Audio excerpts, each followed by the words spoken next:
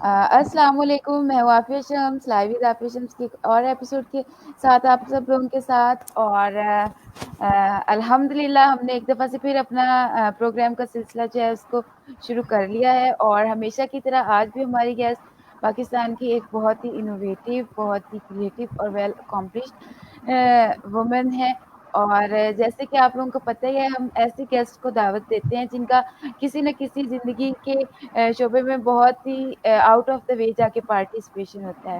اور آج کی جو ہماری گیسٹ ہیں ان کا جسے کہتے ہیں کہ درد دل کے واسطے پیدا کیا انسان کو، تو یہ بھی کچھ درد دل رکھنے والی ہمارے ساتھ شخصیت اس ٹائم موجود ہیں، جنہوں نے اپنی تمام زندگی جو ہے وہ ویلفیئر کے لیے اور بچوں کے لیے سرو کر دی.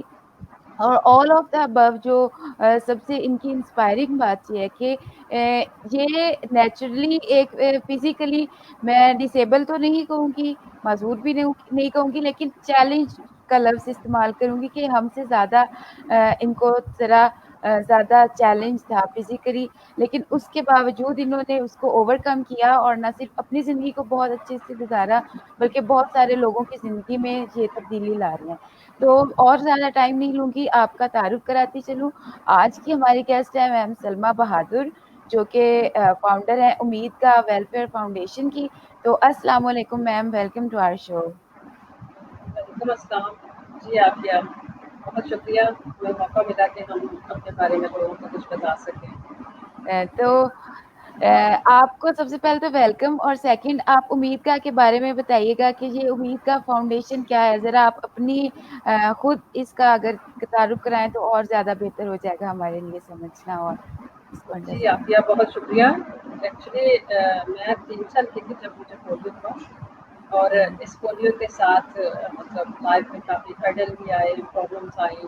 مگر یہ ہے کہ یہاں پہ آ کے اللہ تعالیٰ نے مجھے ایک ایسا راستہ بھی دیا، ایک ایسا ویژن دیا کہ مجھے اپنے ہی جیسے اور بہت سارے لوگوں کے لیے کام کرنا ہے.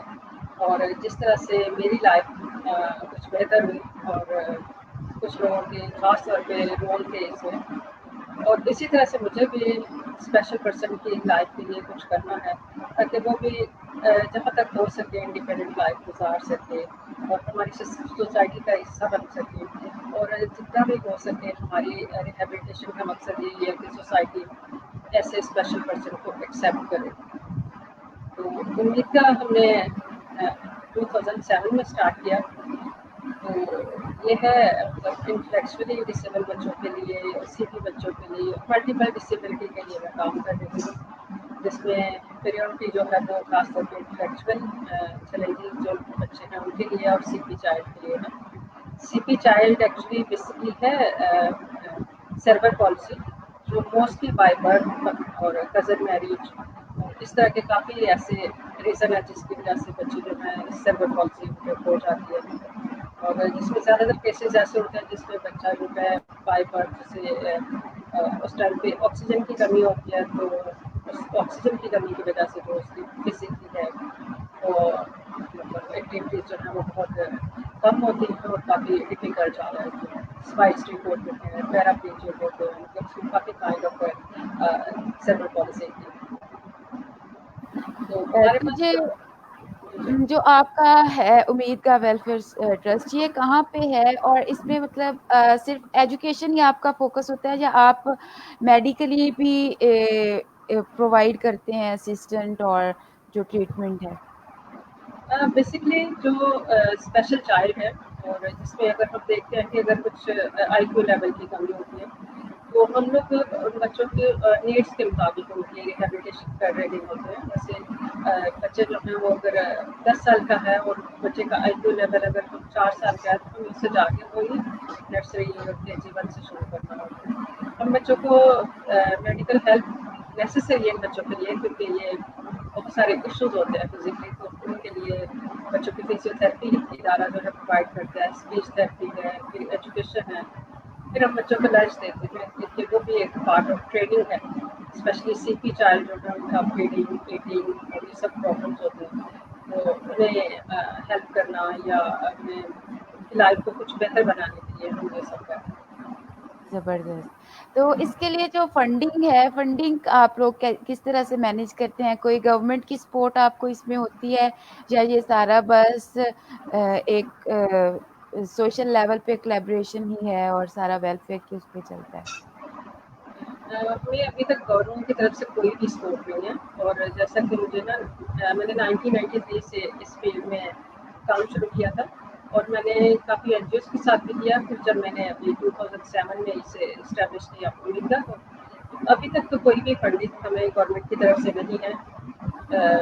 हम लोग ट्राई तो बहुत करते हैं, मगर अभी तक हमारे पास कोई गवर्नमेंट की फंडिंग नहीं है। मगर ये है कि हमारी जो कम्युनिटी है, लोकल फंड्स है, उनके मतलब प्रोसेस से हम लोग इस इदारे को जारी रखे हुए हैं। गुलशन 13 में हमारा जो अमेरिका है लोकेटेड है, और हमारी जो जगह है वो है रेंट प्लेस है, और इतने सालों से हम इसका रेंट जो है काफ़ी ये शादियों से पे करने में, तो बहुत सारी हम लोगों से दरखास्त भी कर रहे हैं, और आपके चैनल के थ्रू भी कर सकते हैं कि जो लोग इसे देख रहे हैं और जो लोग इस तरह से दिल रखते हैं कि ऐसे लोगों को हेल्प करना चाहिए, तो ज़रूर किसी भी हवाले से, जैसे चाइल्ड अडॉप्ट है, उसके जो मंथली एक्सपेंसेस हैं उसे भी कर सकते हैं। हमें मतलब सेंटर के रेंट के हवाले से हमारी वैन एक्सपेंसेस हैं, हम बच्चों को पिक एंड ड्रॉप दे रहे हैं, जो खास एक है। और सबसे बड़ी एक खास बात अमेरिका की कि हम उन बच्चों को ले रहे हैं जो बच्चे कह सकते हैं कि ऐसे एरियाज में जहाँ पेरेंट्स जो है डेली वेजेस या इस तरह से काम कर रहे हैं, तो एनी पेनी भी जो है हमारा इदारा उससे चार्ज नहीं कर रहा। इदारा खुद जिस तरह से भी हो रहा है मुश्किलात के साथ भी गुजर है कि हम इन बच्चों को हेल्प करने की पूरी कोशिश कर रहे हैं।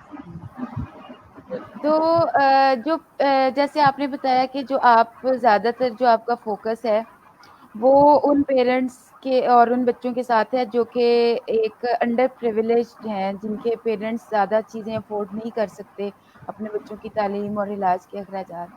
तो इस तरह के पेरेंट्स जो हैं, क्या वो आसानी से रज़ामंद हो जाते हैं अपने बच्चों को आपके पास भेजने के लिए?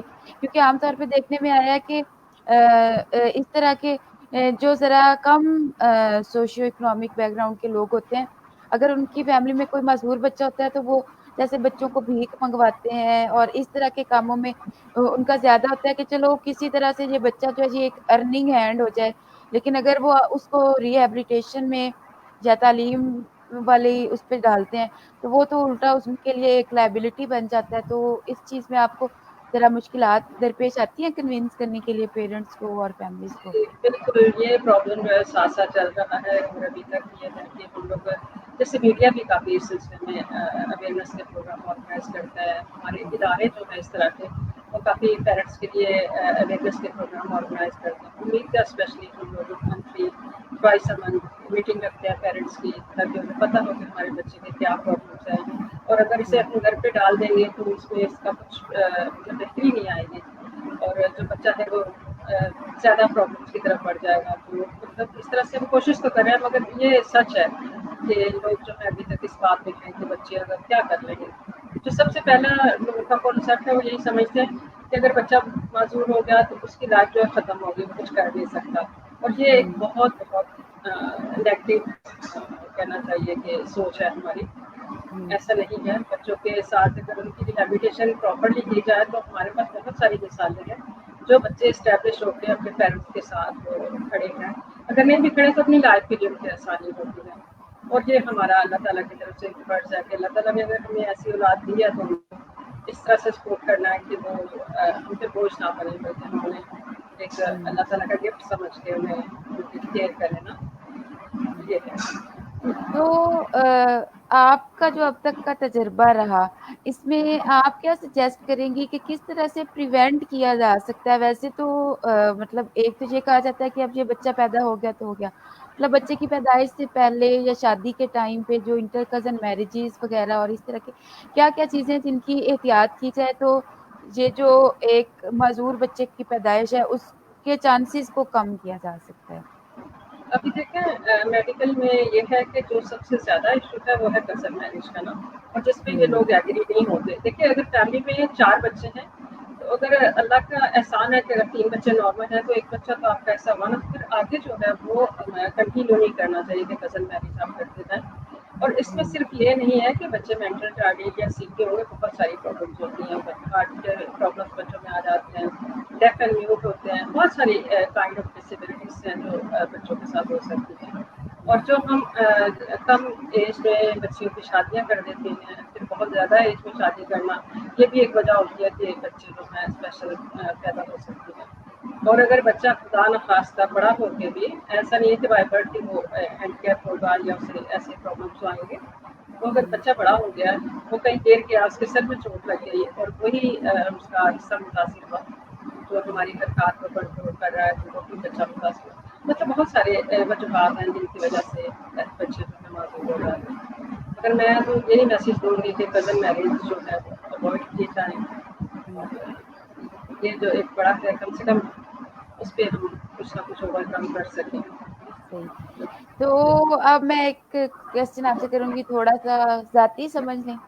مطلب ویسے ہی اس بات سے تو آپ اتفاق کریں گے کہ کوئی بھی اس طرح کا کام کرنا جو ہے وہ بہت بڑا ایک بذات خود ایک چیلنج ہوتا ہے، جب آپ بالکل ہی آؤٹ آف دا وے جا کے، آؤٹ آف دا باکس جا کے کچھ بھی کرنا شروع کر دیتے ہیں. تو ایک عورت، ایک خاتون ہو کر اتنا بڑا مطلب سوچنا اور پھر اس پہ عمل کرنا، یہ آپ کا سفر جو تھا یہ کتنا مشکل تھا، کتنا آسان تھا؟ اس میں کیا کیا چیلنجز آئے آپ کو، اور کیا کیا آپ کو لگتا ہے کہ عورت ہونے کی حیثیت سے آپ کو مطلب اپرچونٹیز ملی جو شاید آپ مرد ہوتی تو آپ کو نہیں ملتی؟ میرے خیال میں عورت ہونے کے ناطے جو پرابلمس ہیں وہ تھوڑا سا زیادہ کریٹ ہو جاتے ہیں. دیکھیے اگر کہیں اسی سیٹ پہ کوئی مرد کام کر رہا ہو تو یہ ادارہ آئی تھنک بہت زیادہ اسٹیبلشمنٹ ہو جاتی ہے. کیونکہ فنڈس کے حوالے سے سب سے پہلا تو جو ایشو ہے وہ ہے کیونکہ جو چیز رجسٹر ہوگا اپروچ کر سکتے ہیں، شاید میں اس طرح سے نہیں کر سکتی. کیونکہ اگر آپ دیکھیں کہ ہم اگر پیچھے چلے جاتے ہیں، 1993 میں نے اسٹارٹ کیا تھا. وہ ایسا ٹائم تھا کہ جس میں انسان سوچتا ہے 10 لوگ ادھر سے ہوتے کام ہے کہ لوگ پتہ نہیں کس طرح کے ہوں گے، کس کے ساتھ کانٹیکٹ کر رہے ہیں. تو یہ ایک فیمیل ہونے کے ناطے یہ والے پرابلمس تو ہیں. تو آئی تھنک یہ ایک بینیفٹ بھی ہے کہ آپ کو اتنی رسپیکٹ ملتی ہے کہ لوگ سمجھتے ہیں خاتون ہو کے اگر اتنا بڑا کام کر سکتی ہے، اتنے لوگوں کو ساتھ لے کے چل سکتی ہیں، تو یہ ایک ہمارے لیے تھوڑی سی اپریسیشن بھی ہوتی ہے. اور یہ اپریسیشن جو ہے یہ ہمیں آگے بڑھنے کے لیے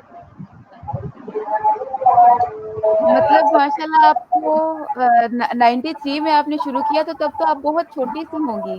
اتنی چھوٹی عمر میں آپ نے مطلب اتنا بڑا ماشاء اللہ سوچ لیا، تو یہ واقعی بہت ہی انسپائرنگ ہے میرے لیے بھی اور سب کے لیے بھی. تو اور بھی کوئی آپ کی فیملی میں اس میں انوالو تھا ویلفیئر میں، یا بس آپ ہی تھے پہلے؟ مطلب کہاں سے آپ نے یہ کہاں سے سوچا کہ کب یہ بات کلک کی کہ میں نے یہ کام کرنا ہے؟ جیسے میں نے آپ کو بتایا نا کہ میرا خود کا وشو تھا، میں اپنی ٹریٹمنٹ کے لیے ایک ادارے میں گئی جو مینٹل ٹریڈیشن کے لیے کام کر رہا تھا. ابھی تو خیر یہ بات ہم اس میں نہیں کرتے. تو وہاں پہ مجھے لگا کہ میں زیادہ یہ بچوں کے پرابلم جو ہے سمجھ سکتی ہوں. اور اس ٹائم پہ میں نے ابھی میٹرک دیا تھا، تو میٹرک کے فوراً بعد میں اس فیلڈ میں آ گئی. تو آپ خود اندازہ کر سکتے ہیں کہ بس ویری ٹف ٹائم کے اس ایج میں تو انسان گھر سے نکلنے میں پریشان ہوتا ہے. تو میں نے یہ اسٹیپ لیا، اللہ کا شکر ہے کہ چلتے گئے کام بنتا گیا. مطلب جب آپ نیت کر کے شروع کر لیتے ہیں کام تو بس پھر رستے بھی بنتے جاتے ہیں اور وہ کارواں چلتا جاتا ہے. بہت خوشی ہوئی آپ سے مل کے، آپ کے ادارے کے بارے میں جان کے. اور باقی ہم آپ کی جو امید کا ویلفیئر فاؤنڈیشن ہے اس کے جو لنکس وغیرہ ہیں وہ بھی اپنے جب ہماری براڈ کاسٹ ختم ہوتی ہے تو اس کے ڈسکرپشن میں دے دیں گے. باقی سب کو ہم یہی میسج دیں گے، آپ اگر کوئی ڈونیٹ کرنا چاہتے ہیں یا کسی قسم کی بھی رہنمائی لینا چاہتے ہیں تو آپ امید کا کے آفیشیل پیج سے میڈم کو اپروچ کر سکتے ہیں. یہ لوگ آپ کو گائیڈ کریں گے. اور باقی یہ کہ آپ لوگ ایٹ دا اینڈ میں یہی کہوں گی کہ سیلوٹ ہے آپ لوگوں کو، اور آپ ماشاء اللہ بہت اچھا اور بہت بڑا کام کر رہے ہیں جو کہ عام طور پہ پوری عمر گزار کے بھی لوگ سوچتے بھی نہیں ہیں، اور آپ نے اتنی چھوٹی سی عمر میں شروع کیا اور الحمدللہ آپ اب بہت اچھے سے اس کو کر رہی ہیں. تو تھینک یو ویری مچ، آپ نے ہمیں اتنا ٹائم دیا. جاتے جاتے کوئی میسج دینا چاہیں ہماری آڈینس کو، دیکھنے والوں کو؟ میرا سب سے زیادہ میسیج یہی ہوگا کہ جو پیرنٹس ہیں اسپیشل چائلڈ کے لیے ہماری سوسائٹی، میری مطلب دل سے یہ آپ لوگ سے ریکویسٹ ہے کہ انہیں ایکسیپٹ کریں، انہیں نیگلیکٹ نہ کریں، کیونکہ یہ بچے جو ہیں ہماری ہی ایک سوسائٹی کا حصہ ہیں. اس سے بڑھ کر یہ کہ ہمارا حصہ ہے، ہمارے باڈی کا حصہ ہے، تو ہمیں انہیں کیئر کرنی ہے اسی طرح سے جیسے ہم دوسرے نارمل بچوں کو کر رہے ہیں. ان کے بھی وہی رائٹس ہیں، وہ اپنے اسکول میں جا رہے ہیں تو اسپیشل اسکول میں دور پہ جو بھی ادارے کام کر رہے ہیں. تو یہ میرا ایک میسیج ہے کہ اگر پیرنٹس تک پہنچتا ہے تو وہ اس چیز کو اگر تھوڑا سا بھی کسی نے اس پہ عمل کیا تو میں سمجھتی ہوں کہ آج کا ہمارا جو انٹرویو ہے بہت سکسیزفل ہوگا. تو اب کیا آپ کا بھی بہت بہت شکریہ کہ آپ کے ریفرنس سے آپ کے یہ میسیج لوگوں تک پہنچے کہ یہ بچے جو ہیں ہمارے ساتھ ہیں، ہمارا حصہ ہیں، ہمیں انہیں سپورٹ کرنا. Thank you very much. آپ کا بھی بہت بہت شکریہ، اور ہمیں بھی بہت خوشی ہوئی آپ سے بات کر کے، آپ کے ادارے کے بارے میں جان کے، اور آپ کی جو ایک اسٹرگل جرنی تھی اس کے بارے میں جان کے. انشاء اللہ تعالیٰ آپ سب لوگوں سے پھر ملاقات ہوگی ایسی ہی ایک اور انسپائرنگ سٹوری کے ساتھ. تب تک کے لیے ہمیں اجازت دیجیے. اللہ حافظ. حافظ.